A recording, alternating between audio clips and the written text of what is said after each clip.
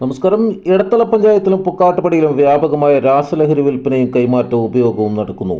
കഴിഞ്ഞ ദിവസം എക്സൈസിന് ലഭിച്ച രഹസ്യവിവരത്തിന്റെ അടിസ്ഥാനത്തിൽ നടത്തിയ പരിശോധനയിൽ പുക്കാട്ടുപടി വൈറോപ്സ് കവലയുള്ള വ്യാപാര ഭവന് പുറകുവശത്തുള്ള കെട്ടിടത്തിൽ നിന്നും 1.5 കിലോയോളം കഞ്ചാവുമായി പശ്ചിമ ബംഗാൾ സ്വദേശിയെ ആലുവ എക്സൈസ് ഇൻസ്പെക്ടർ അബിദാസും ടീമും അറസ്റ്റ് ചെയ്തിരുന്നു.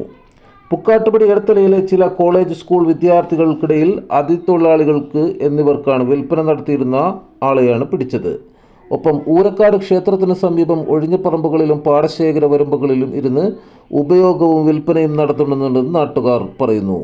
പോലീസും എക്സൈസും അടിയന്തര പരിശോധനയും മറ്റും നടത്തണമെന്ന് നാട്ടുകാർ ചൂണ്ടിക്കാട്ടി.